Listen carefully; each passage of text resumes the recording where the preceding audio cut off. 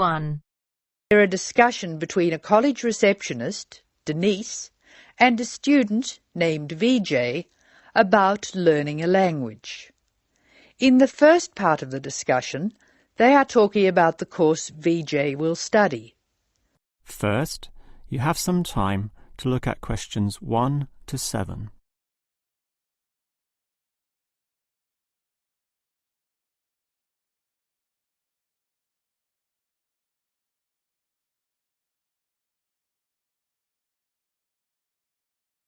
Now we shall begin. You should answer the questions as you listen, because you will not hear the recording a second time. Now listen carefully and answer questions 1 to 7. Hello. May I help you? Hello. Is this the right place for me to register to study foreign languages? Yes, it is. May I have your name, please? Vijay. My family name is Paresh. Vijay Paresh. Okay. Do you have a telephone number? Yeah. 909-2467. Thank you. Now, which language would you like to learn? We offer French, Italian, Cantonese, Mandarin, Spanish, Portuguese. I'd like to learn Spanish, please. Okay. Our classes are conducted in lots of different places. We have classrooms in the city and here in this building. What's this building called? This is Building A. I work near here, so it'd be best to study in Building A. What time do you want to come to lessons? They go on for 3 hours and they start at 10 a.m., 4 p.m. and 6 p.m. I wish I could come to the daytime lessons, but I can't. So 6 p.m, please. That's our most popular time, of course. Have you ever studied Spanish before? No, I haven't. We describe our classes by level and number. Your class is called Elementary 1. Okay. When will classes start? Elementary 1 begins, just a minute. It begins on August 10. Great. Now what else do I have to do? Before you hear the rest of the conversation, you have some time to look at questions 8 to 10.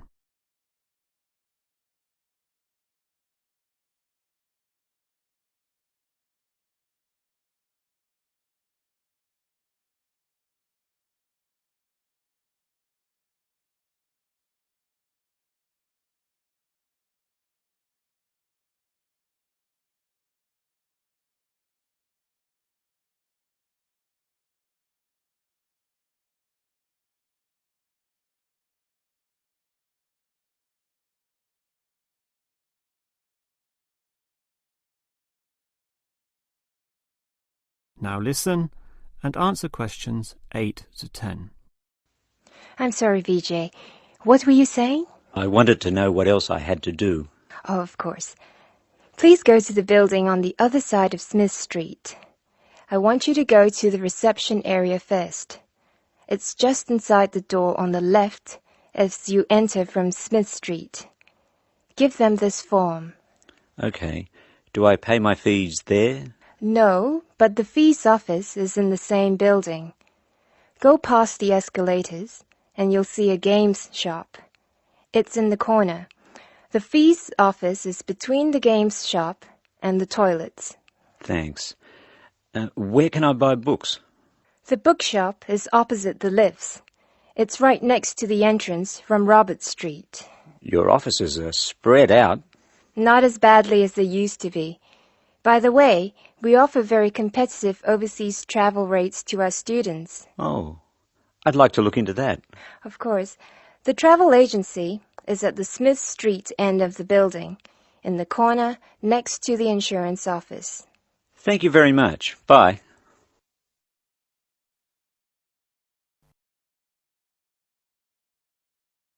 That is the end of part 1. You now have half a minute to check your answers.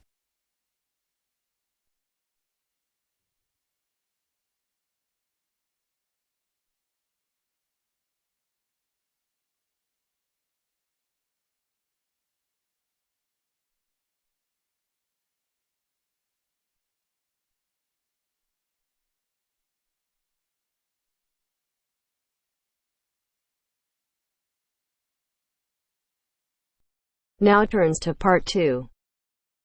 Part 2. You will hear a podcast on Canberra's theme park. Now you have some time to look at questions 11 to 16.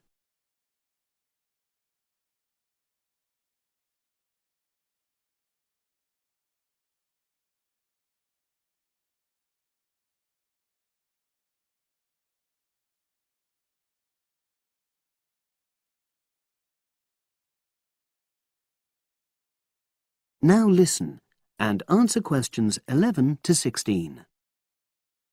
Welcome to Canberra's Park podcast. In the next few minutes, I'll tell you a little about the park and the amazing things we have to offer. We like to think that Canberra's offers more than other theme parks. Like them, we have a variety of exciting rides for people of all ages, but Canberra's also places strong emphasis on the educational experience for its visitors. Not boring facts, but lots of interactive exhibits. Although it's mainly an outdoor experience, we do have some indoor activities if the weather gets too dreadful. The park's got a lovely, well-established feel, set in 80 acres of beautiful countryside, about 3 miles south of the tourist resort of Dulchester.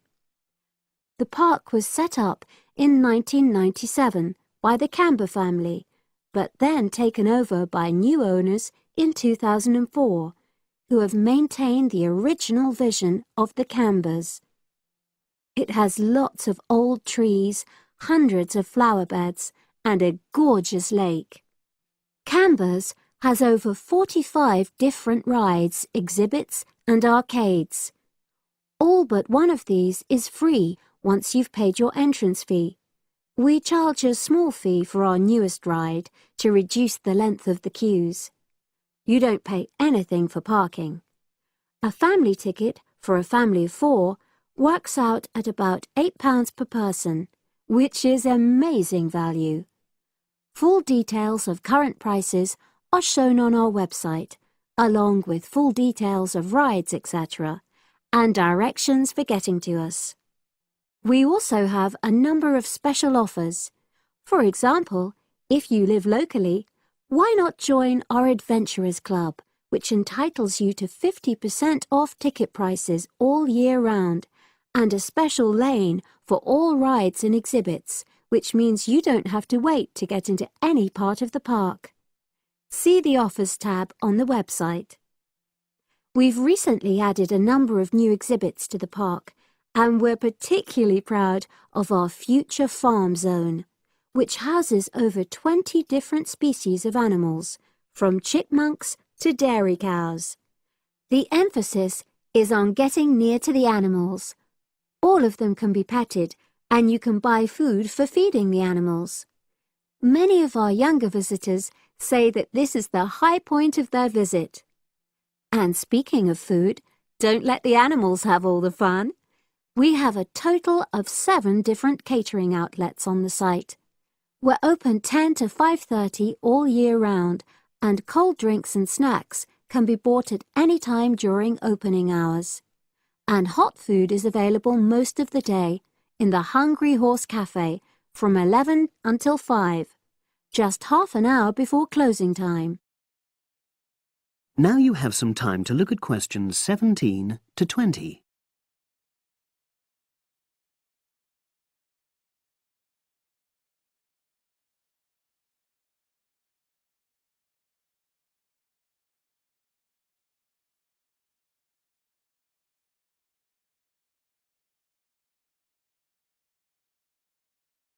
Now listen and answer questions 17 to 20.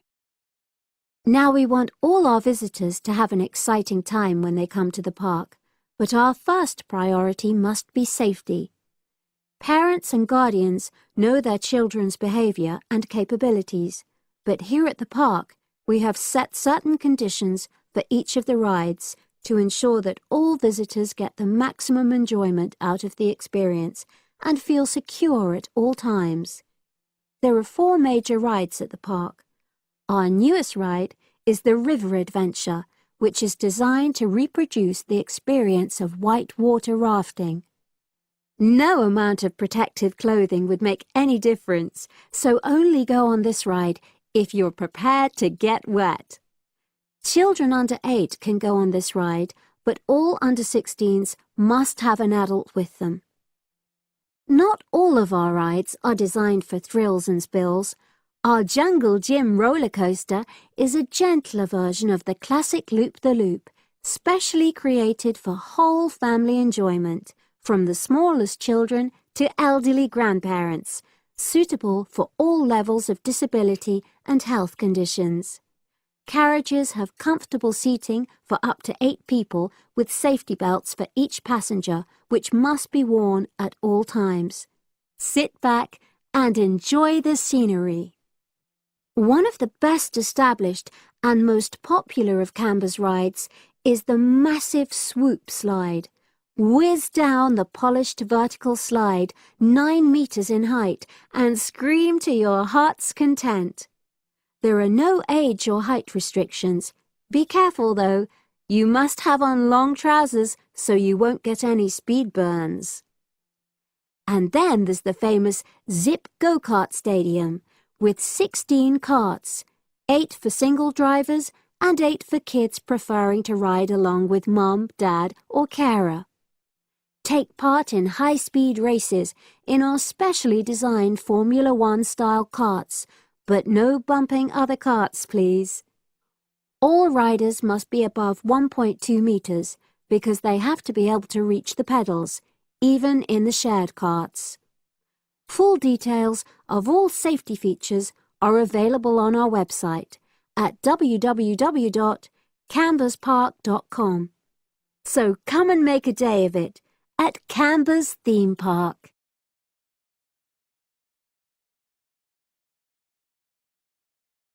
That is the end of part 2.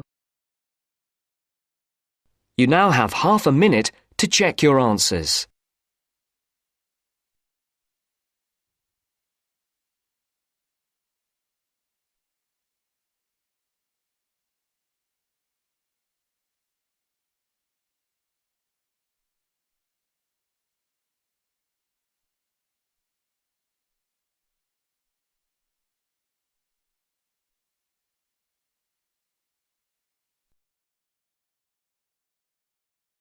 Now turns to part 3.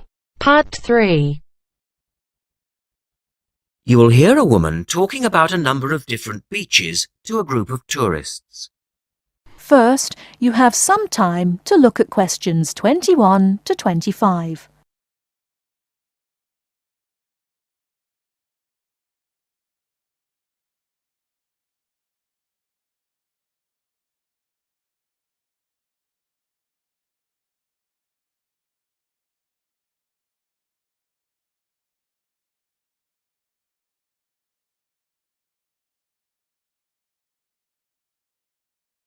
Now listen carefully and answer questions 21 to 25. Right, let's move on to the beaches here, which are absolutely beautiful. You do have over 100 to choose from. They're mostly sandy beaches and they vary from the largest, which is 2.5 kilometres long, to tiny sandy coves. But there are a few that I'd really recommend you to visit. So, looking at this pamphlet, first of all, there's Bandella Beach. This beach is 1 kilometre away from the old fishing village of Bandella, which is a beautiful spot. If you park in the car park behind it, there's a small path which leads down to the bay. It's very pretty because the whole beach is backed by pine trees, so it's very sheltered. The beach itself is very clean and the water is shallow and safe. That, together with the soft sand, make it an ideal beach for children and non-swimmers. A little further round the coast, again to the east, in the eastern corner of the island, is the spectacular Dapolata Beach, which is basically a long inlet. The land around this beach is marshland. It's all marsh, and there's a stream which winds through it, and the stream goes into the sea. And the beach has lovely pale gold sand. Access to this beach is quite tricky and not for the less energetic. You have to go down a long flight of steps, 190 to be exact. But you'll be relieved to know that there's also a road which winds down to a car parking area. When you're level with the sea, there is a handful of shops and bars, and you can hire some beds and umbrellas. Continuing round the island, just past the tip of Calne, is the next beach I'd suggest you visit, and this is Sanget. Why? Because there isn't a beach longer than this on the island. If you want to know, it's exactly 2.5 kilometres long, and that's a bonus because it means it never gets overcrowded. It has golden sand and clear blue water shelving into the sea. Before you hear the rest of the talk, you have some time to look at questions 26 to 30.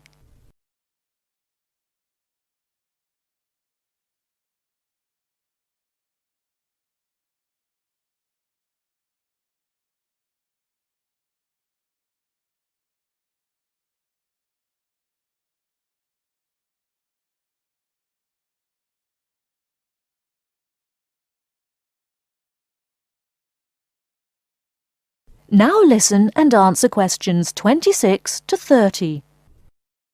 It has golden sand and clear blue water shelving into the sea.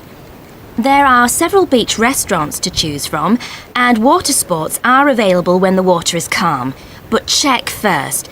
This beach operates a flag system, as the sea can get rough and you should always swim between the flags.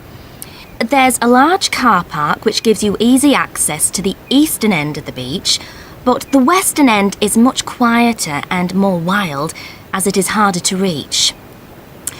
Blanaka is another popular beach, just in the northwest corner of the island. It has incredibly white sand and sparkling water. There is ample car parking here and plenty of bars and restaurants.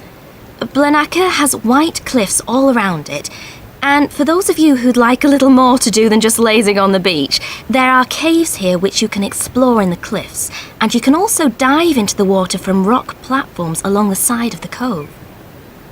Well, my final recommendation for today is Disador. Now, this beach isn't quite as easy to get to as the others I've talked about. It's quite a remote little beach, tucked away here next to Blanaka. You can reach Disador by a steep slope which goes over some sandbanks.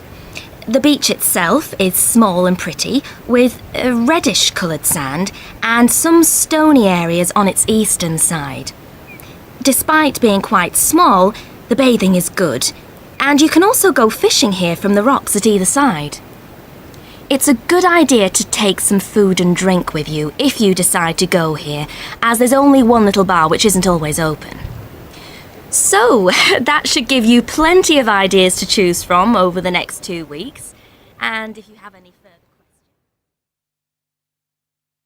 That is the end of part 3. You now have half a minute to check your answers.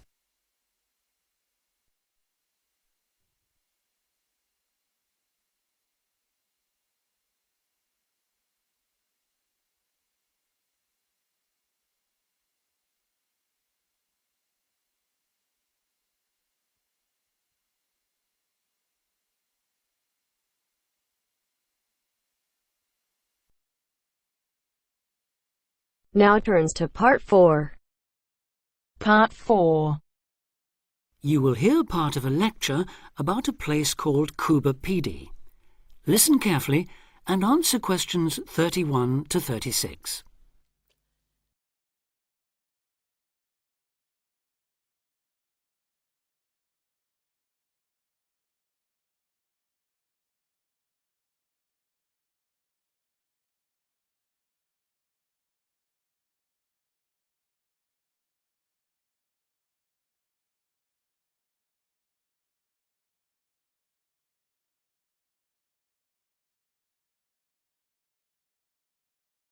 Listen carefully and answer questions 31 to 36. Good afternoon.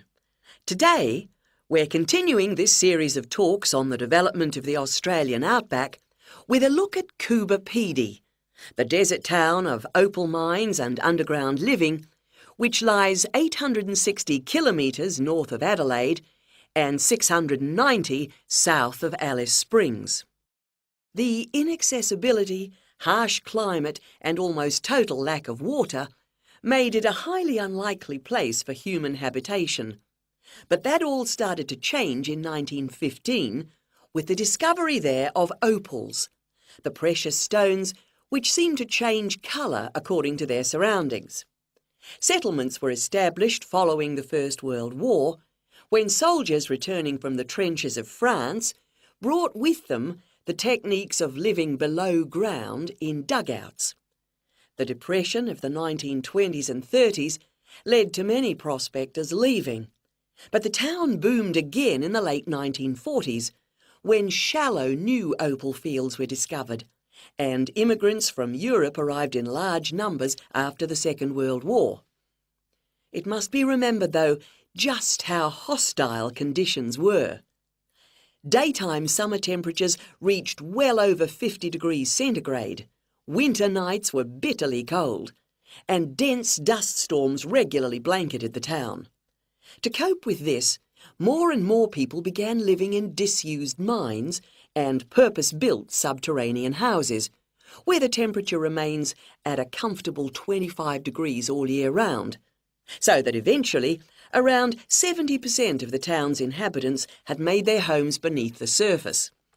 This led to the construction of hotels and even churches below ground, as well as an entire underground shopping centre, the only one in the world.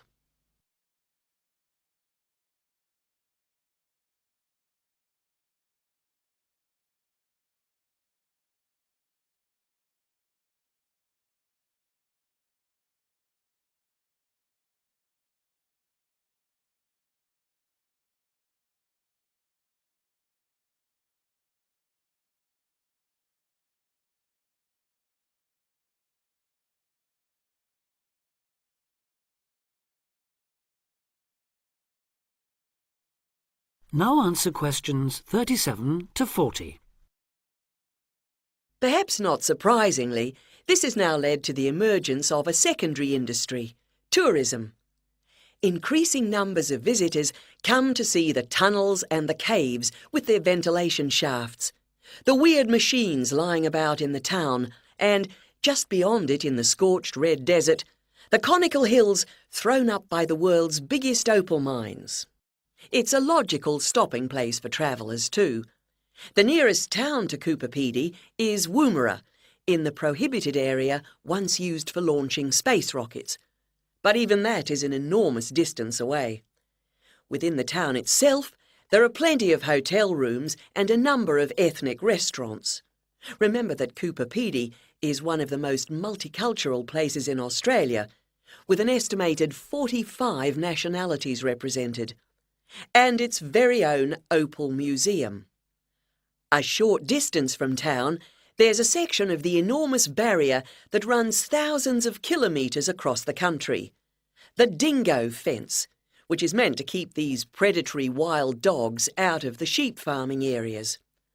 Another attraction just outside town are the sets of various films made there, including Mad Max 3, as well as The Red Planet and Until the End of the World. Names that reflect the harshness of the terrain and temperatures there. The name Coober Pedy, incidentally, comes from an Aboriginal expression meaning white man's hole in the ground. Next, I'd like to go on to talk about Broken Hill, another mining town, but one that...